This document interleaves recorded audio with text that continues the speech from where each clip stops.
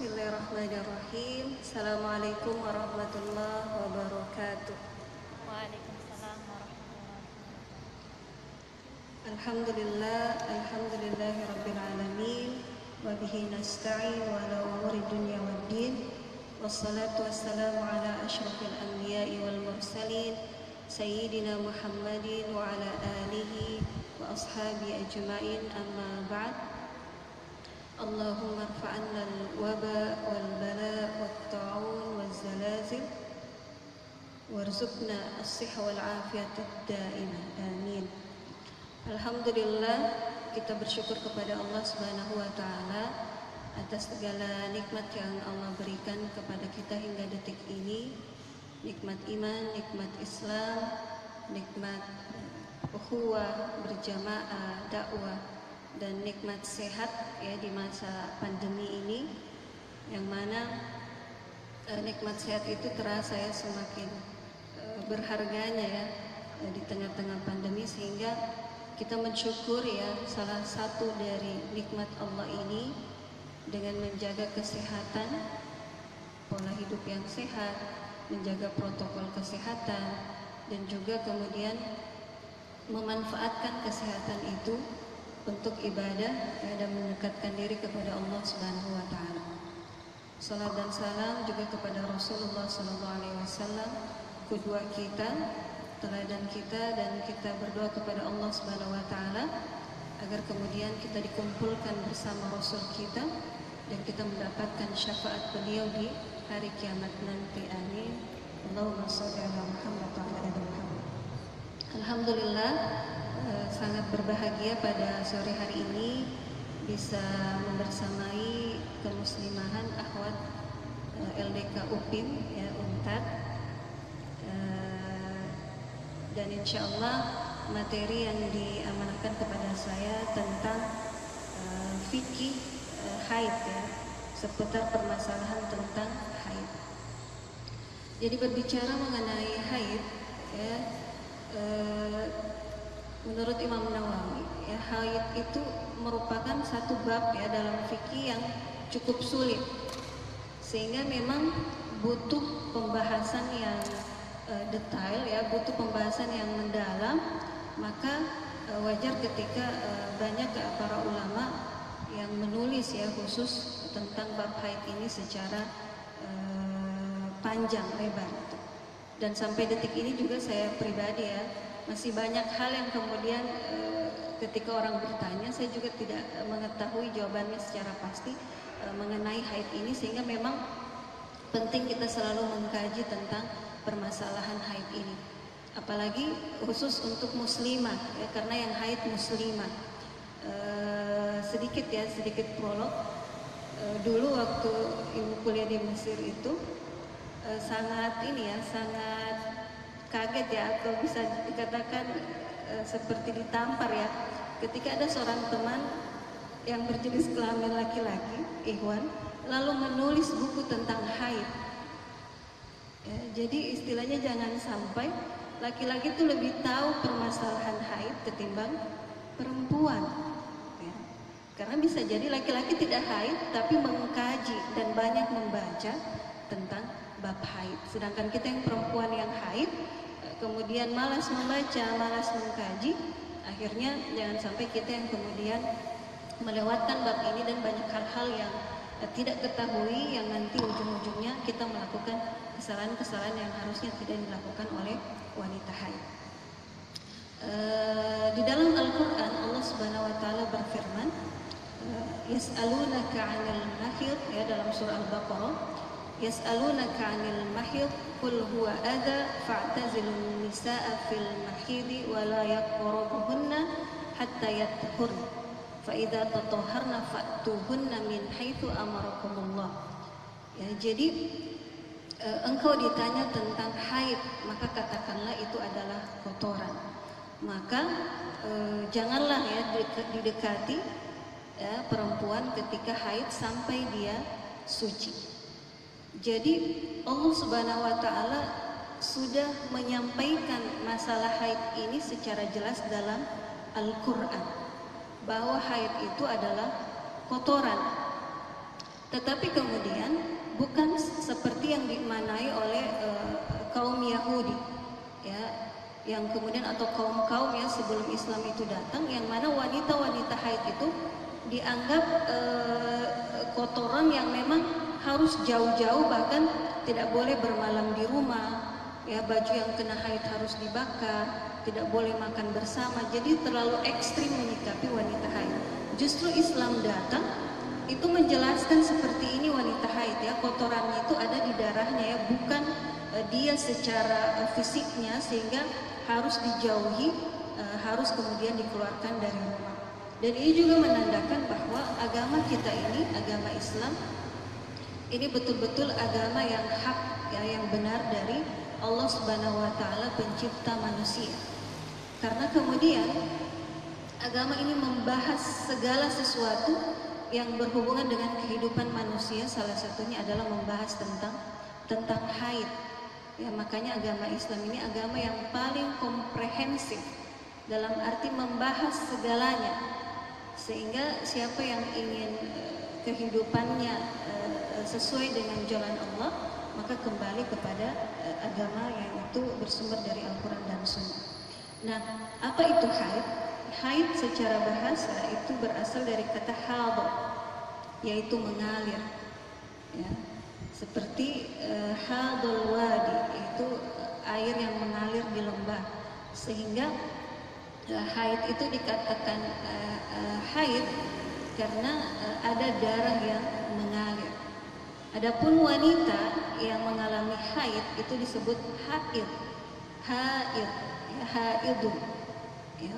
Dan ini menjadi unik karena dia tidak memakai ta'ut ta'nis yang biasanya kan kalau perempuan itu ada ta'nya, haido, misalnya seperti apa namanya,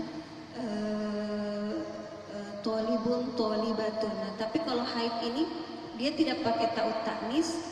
Ini menandakan bahwa memang hanya perempuan yang mengalami haid, sehingga tidak ada muzakarnya, tidak ada yang jenis laki-lakinya, seperti muslim, muslimatun, ya, muslimun, muslimatun, mukminun, mukminatun.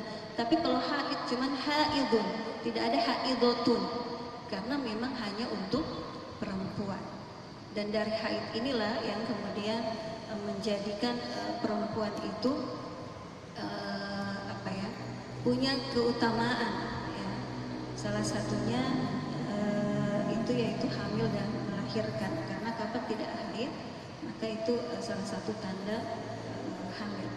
Nah, secara istilah menurut mazhab Syafi'i, haid adalah darah yang keluar dari ujung rahim perempuan setelah balik karena dengan keadaan yang sehat, tanpa adanya sebab-sebab tertentu, dan keluar di waktu-waktu yang sudah dikenal.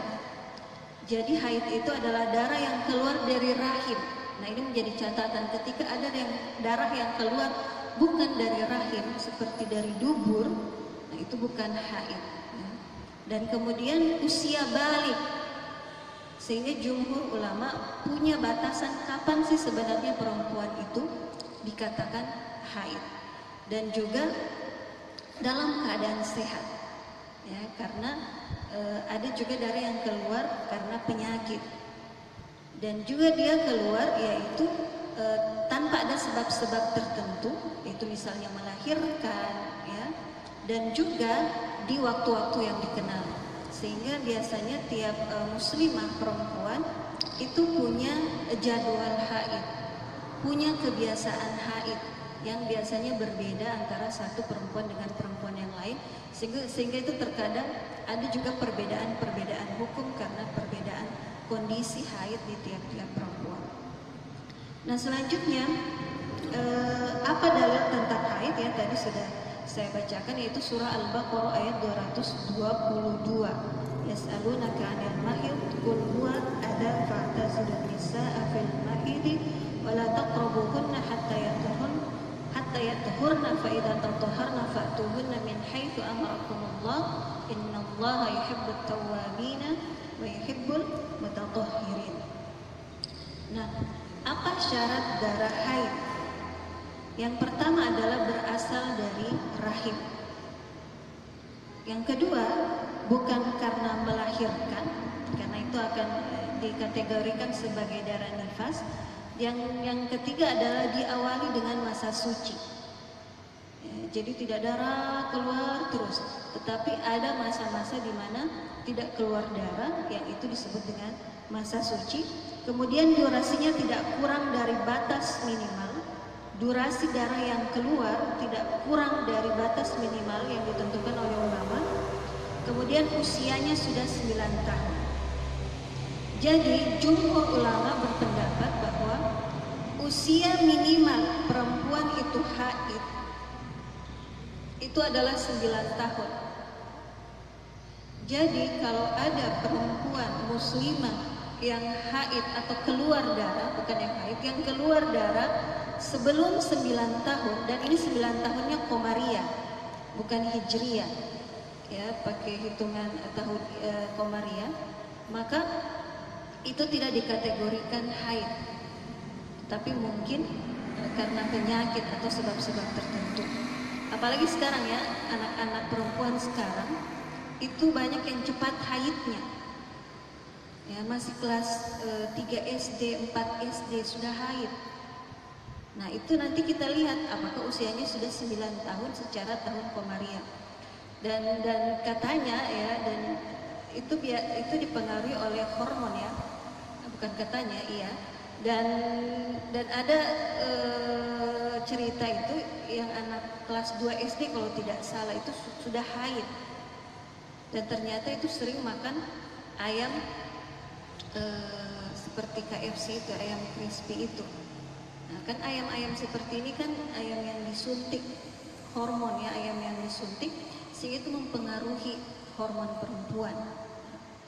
Jadi makanan itu penting, memperhatikan makanan itu, asupan makanan itu penting ya, karena dia akan mempengaruhi hormon kita.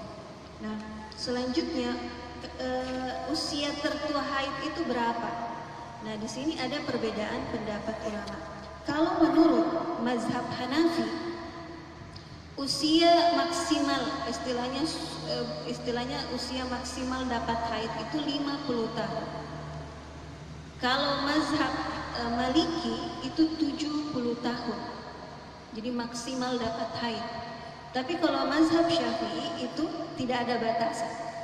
Jadi sampai kapanpun, ya usia kapanpun, apakah itu lebih cepat, apakah lebih lama, maka tidak ada batasan kapan perempuan atau wanita itu mengalami haid. Makanya kalau dikatakan apakah wanita menopause itu masih haid, maka itu tergantung menurut mazhab siapa. Kalau mengikuti mazhab Hanafi yang 50 tahun batas maksimal haid, berarti ketika wanita sudah umur 50 tahun maka dikatakan dia menopause, lalu dia haid, dia keluar darah, maka itu bukan haid. Kalau menurut mazhab Hanafi. Kalau menurut mazhab Maliki yang 70 tahun, maka wanita menopause usia 70 tahun kalau keluar darah itu bukan haid. Tetapi kalau mengikuti mazhab Syafi'i yang tidak ada batasannya, berarti menopause ini juga tidak ada batasannya. Ya, bahkan ada namanya menopause dini. Masih 40 tahun sudah tidak ada darah, gitu ya. Tetapi sehingga disesuaikan lagi dengan kondisi perempuan. Ya, walaupun dia sudah umur 80 tahun, tapi darahnya juga haidnya masih lancar, ada ya cerita-cerita nenek 80 tahun hamil dan melahirkan. Ya, tidak mustahil ya kalau Allah mengizinkan, sehingga bisa jadi wanita yang dianggap menopause, ya usia menopause, tapi kalau dia masih keluar darah, kalau menurut mazhab Syafi'i itu masih bisa dikatakan sebagai haid, ya, karena memang haid itu tidak ada batasan. Nah, bagaimana batasan durasi haid? Ya, istilahnya tadi batasan minimal dapat haid dan maksimal berhenti haid. Kalau ini haidnya, durasi haidnya. Nah, ada yang berpendapat bahwa seperti mazhab Maliki, batasan minimal durasi haid itu sekejap, sepintas saja. Misalnya kita lihat ada darah gitu ya, lalu kemudian sejam berikutnya sudah tidak ada, maka yang seperti ini menurut mazhab Maliki itu haid. Jadi walaupun cuma 1 jam itu haid. Nah, kalau menurut mazhab Syafi'i itu sehari semalam. Sehari semalam itu batas minimal haid. Jadi kalau kurang dari itu bukan haid. Tapi kalau mazhab Hanafi durasi minimal haid itu 3 hari 3 malam. Jadi kalau cuma 1 hari, kalau menurut mazhab Hanafi itu bukan haid. Nah, bagaimana dengan batas maksimal haid? Kalau menurut mazhab Hanafi, maksimal haid itu adalah 10 hari. Kalau menurut mazhab Syafi'i, itu batas maksimal itu adalah 15 hari. Nah yang menarik, Ibu pernah dengar ceramah di YouTube ya. Sekarang kan kita tidak harus bertemu dengan penceramah ya. Luar biasa banyak ceramah-ceramah di YouTube yang bisa kita lihat, yaitu ceramah dari salah satu ustadz kita, ulama kita itu Buya Yahya ya, yang membahas fikih bermazhab Syafi'i. Nah dulu Ibu berpikir 1 hari 1 malam itu ya 1 hari 1 malam, ya 24 jam dalam sehari dan semalam. Maka kalau darah itu tidak sampai 24 jam sehari semalam, menurut mazhab Syafi'i itu bukan haid. Misalnya keluar cuma 2 jam. Nah makanya kata Buya Yahya ini, penting seorang perempuan itu punya buku haid, buku catatan haid. Ya, jangan cuma catatan hutang ya, ataupun catatan dear ya, catatan curahan hati ya. Tapi yang penting punya catatan haid, karena dia akan menulis dia haid tanggal berapa, dia haid jam berapa. Ya, karena itu yang nanti akan dihitung apakah itu termasuk haid atau tidak. Nah, menurut Buya Yahya maksud dari keluar dalam 24 jam itu bukan dalam 1 hari 1 malam. Tetapi selama 15 hari itu keluar darahnya 24 jam. Misalnya hari pertama keluar 2 jam, itu dicatat 2 jam. Hari kedua keluar 1 jam, dicatat lagi 1 jam. Hari ketiga misalnya keluar 5 jam. Biasanya itu kalau memudahkan itu di waktu-waktu sholat kita cek ya, kita periksa. Lalu kita perkirakan, oh sepertinya keluar sudah 2 jam, 3 jam. Nah kalau dalam 15 hari ini jumlah jam yang kita hitung itu 24 jam atau lebih, maka itu haid. Tetapi kalau selama 15 hari ini misalnya hanya keluar 22 jam ya, akumulasi dari 15 hari ini 21 jam atau 10 jam, maka itu bukan haid. Bagaimana kalau sholat sudah ditinggalkan ya selama 15 hari dan ternyata itu tidak cukup 24 jam, maka itu tidak berdosa, tetapi harus diqodho atau diganti sholat itu. Jadi harus diganti. Makanya kita punya buku itu, jadi kita tahu dari waktu apa kita tidak sholat. Jadi seandainya kita itu tidak haid, maka kita tahu berapa sholat yang harus kita ganti. Nah, bagaimana kalau haid yang putus-putus? Ya, haid yang putus-putus. Nah ini. Nah karena kemudian setiap orang punya kebiasaan haid yang berbeda, pengaruh hormon juga, dan mengatakan pengaruh kesuburan dan seterusnya. Bahkan ada orang yang jarang sekali haid gitu, tapi kemudian bisa juga hamil gitu ya, setahun sekali haid tapi ternyata hamil. Nah di sini dikatakan bahwa kalau orang yang punya menurut mazhab Hanafi, wanita yang muqtadah, yaitu wanita yang punya kebiasaan haid, ya dia tahu berapa lama dia haid, dan biasanya ini dihitung dari 3 siklus haid. Misalnya 3 bulan ya dia haid, dia punya kebiasaan haid, dari jumlah haidnya ya, kebiasaan haidnya itu 7 hari. Kebiasaan haidnya itu 7 hari. Sehingga kapan dia haid melebihi kebiasaan haidnya, maka itu dihitung istihadah. Itu menurut mazhab Hanafi. Jadi misalnya dia kebiasaannya 7 hari, kalau dia haid 8 hari, darah yang keluar 8 itu tidak dihitung haid, tetapi dihitung darah penyakit. Ya. Tapi kalau dia tidak punya kebiasaan haid, maka maksimal haid menurut mazhab ini adalah 10 hari. Nah, bagaimana kalau darahnya terputus-putus? Nah, kalau menurut mazhab Hanafi, mazhab Maliki, misalnya dia haid hari pertama sampai 4 keluar darah, maka dia meninggalkan sholat, ya, tidak boleh baca Al-Quran. Tetapi ketika hari kelima dan keenam itu bersih, suci, maka menurut mazhab ini dia harus sholat, wajib sholat. Berarti harus mandi bersih, mandi janabah, lalu kemudian sholat dan bisa melakukan apapun, ya, dan wajib melakukan apapun yang menjadi kewajiban wanita suci. Tetapi misalnya hari ke-7 keluar lagi darah, ke-8, maka itu disebut haid dan dia juga harus meninggalkan sholat. Nah, makanya ini yang kemudian biasanya dipakai ya oleh sebagian muslimat. Jadi kapan berhenti mandi, kapan keluar lagi, itu haid lagi, kapan berhenti mandi lagi. Tapi kalau menurut mazhab Hanafi batasnya 10 hari. Jadi kalau hari ke-11 masih keluar darah, berarti itu sudah darah penyakit atau darah istihadah. Tetapi kalau mazhab Maliki itu hampir sama, tetapi dia membatasi yaitu 15 hari.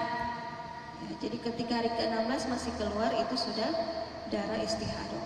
Nah, tapi kalau menurut mazhab Syafi'i, kalau ada yang terputus-putus seperti ini, misalnya 1 sampai 5 haid keluar darah, 6 sampai 7 tidak keluar darah, 8 lagi sampai 11 keluar darah.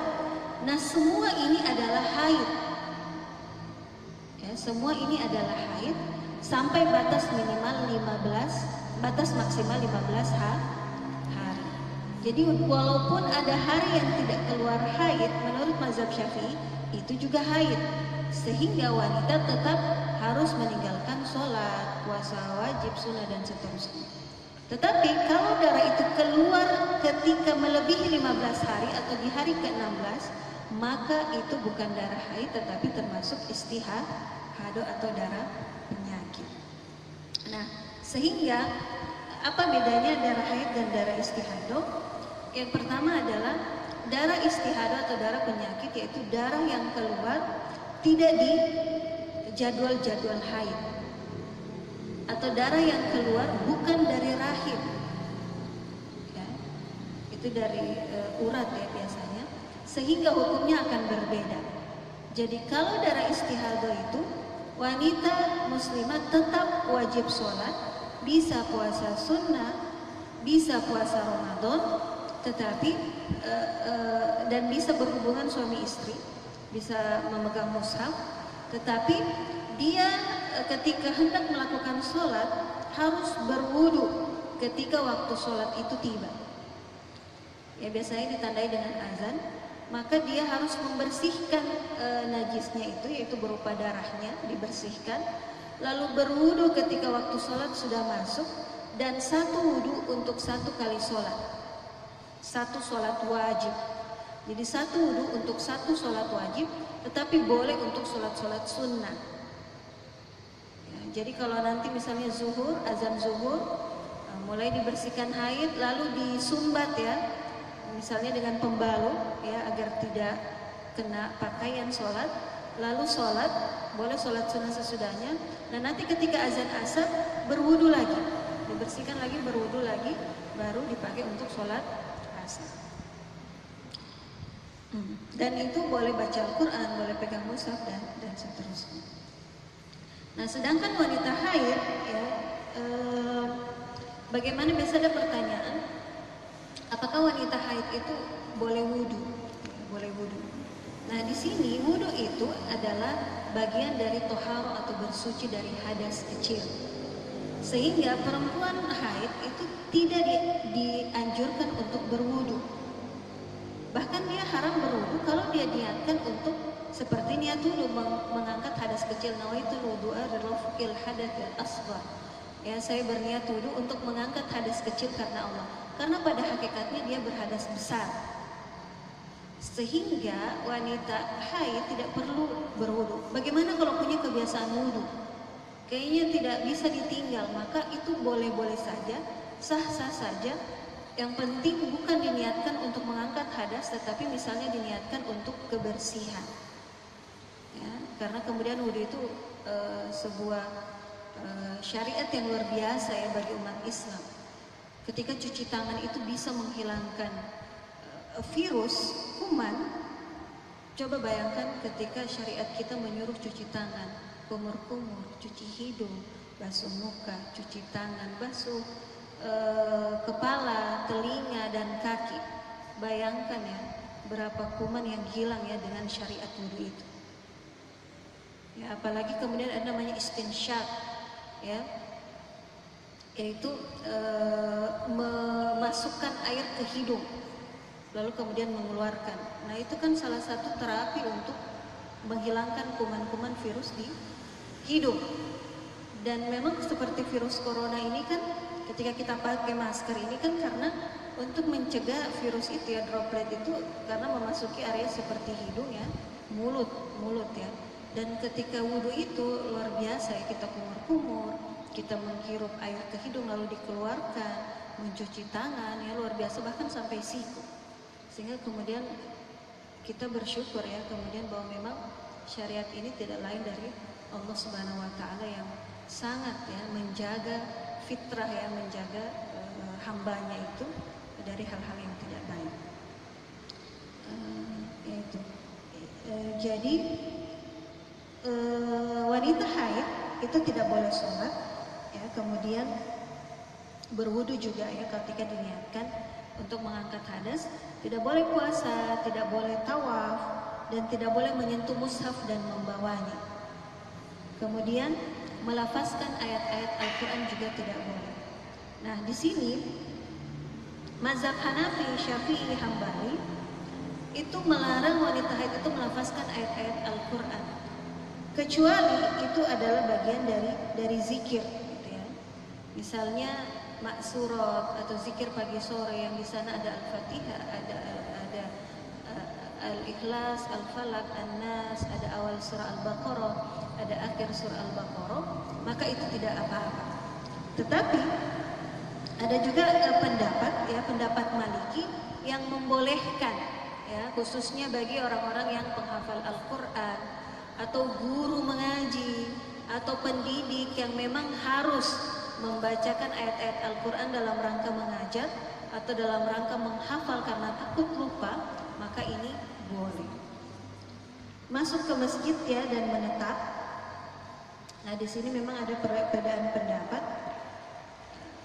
Ada sebagian ulama yang mengatakan memang wanita haid haram ya masuk masjid.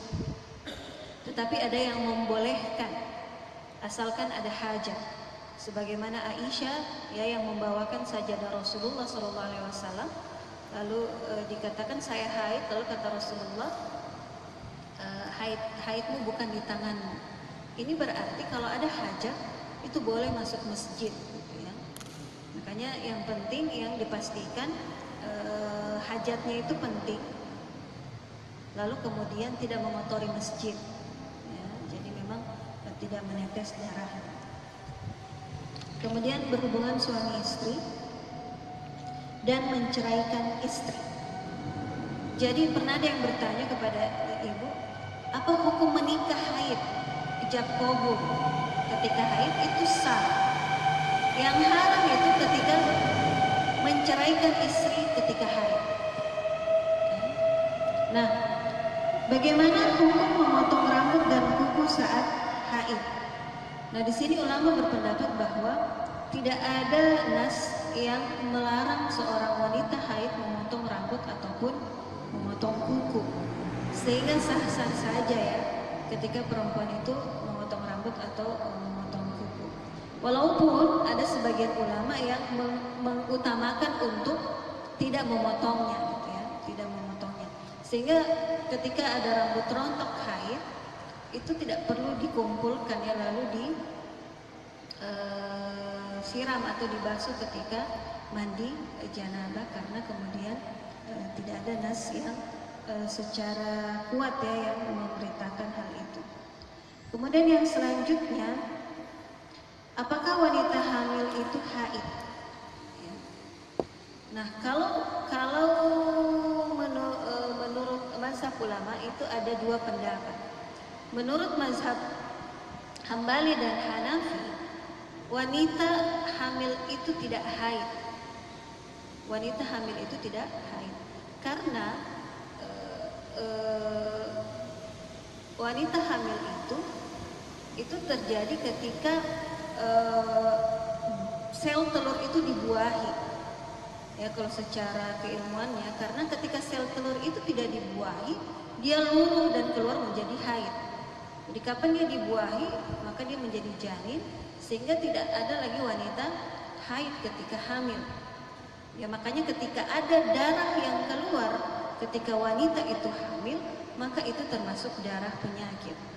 Bahkan itu harus diwaspadai ya, karena ditakutkan itu ada sesuatu yang tidak baik dengan kehamilannya ya, karena ditakutkan nanti akan keguguran dan seterusnya.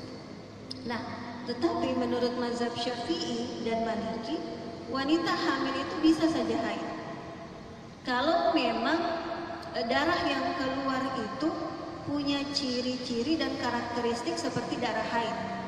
Misalnya dia keluar minimal sehari dan semalam, warna darahnya itu warna darah haid gitu ya, bukan darah istihadah, maka dia juga dihukumi haid, sehingga kapan wanita hamil itu haid, maka dia tidak bisa sholat, tidak bisa puasa, dan harus meninggalkan hal-hal yang harus ditinggalkan oleh wanita haid secara umum.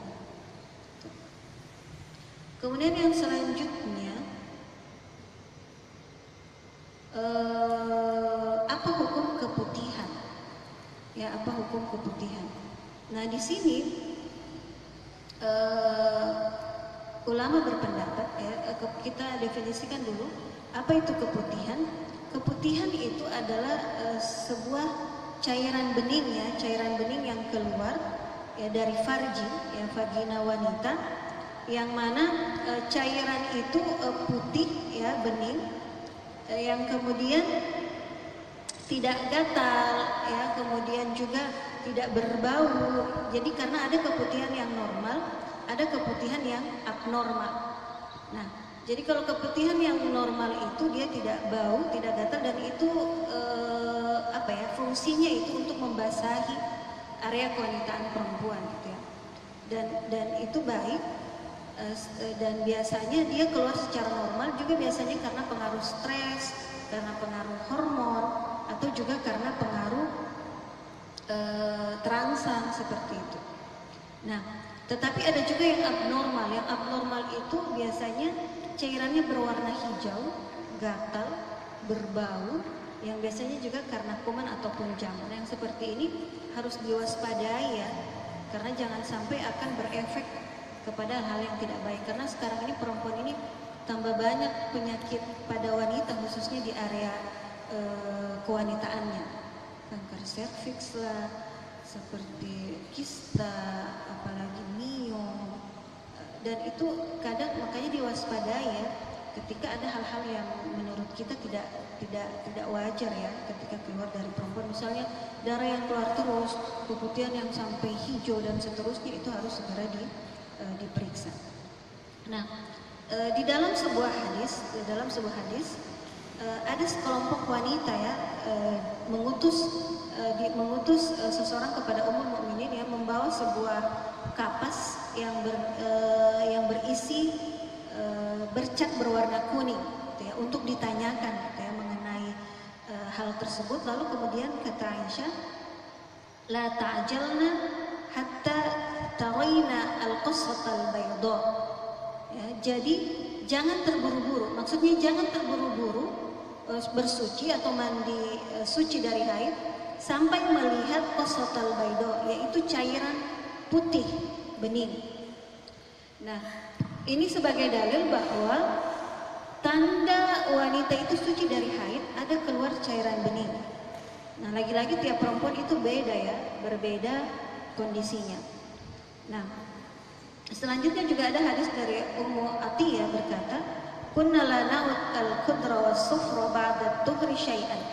kami tidak menghitung cairan yang berwarna keruh dan kuning itu sebagai haid, sebagai darah haid ketika sudah bersuci. Nah, di sini dari dua dalil ini ulama berpendapat bahwa kalau ada cairan yang keruh atau flek, ya, flek itu kadang ada flek hitam, coklat, atau juga kuning gitu ya. Kalau itu keluar memang di masa haid dan memang ditandai dengan tanda-tanda haid, ya, misalnya sudah ada sakit perut haid, maka itu dimasukkan juga ke dalam kategori haid, flek-flek itu. Begitu juga ketika flek itu keluar setelah istilahnya akhir-akhir haid, ya, baik flek hitam ataupun yang keruh itu yang kuning, maka dia juga masih dikatakan haid sebagaimana dalam hadisnya Aisyah ini. Sampai betul-betul kita melihat qassatul baydo, ada cairan putih bening, ataupun ketika kita menaruh kapas atau tisu ke dalam area vagina kita, itu sudah bersih, tidak ada lagi flek. Nah, tetapi kalau kita mengambil hadis dari Atiyah bahwa kita tidak menghitung flek itu haid, kita tidak menghitung flek kuning itu haid. Nah, ini kalau dalam keadaan suci. Misalnya bukan masa haid, lalu keluar flek, maka itu bukan haid, tetapi itu bisa jadi istihadah atau lebih kepada keputihan. Nah, sehingga hukum keputihan ini bukan najis selama keputihannya itu normal. Yang putih bening, ya, biasanya kuning itu karena dia sudah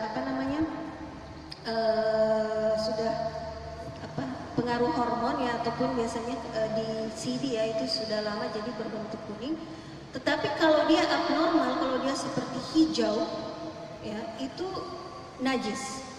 Karena biasanya itu sudah bercampur dengan nanah atau bercampur dengan darah, sedangkan nanah dan darah itu najis.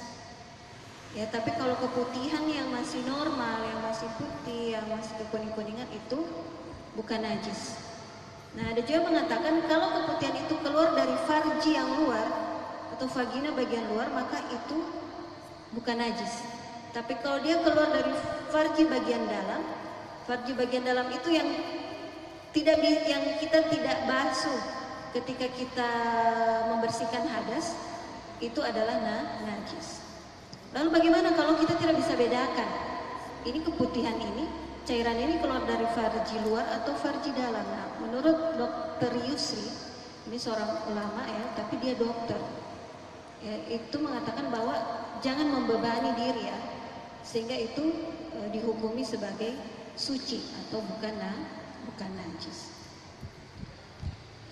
Jadi mungkin itu, yaitu pembahasan seputar haid, dan mudah-mudahan bermanfaat.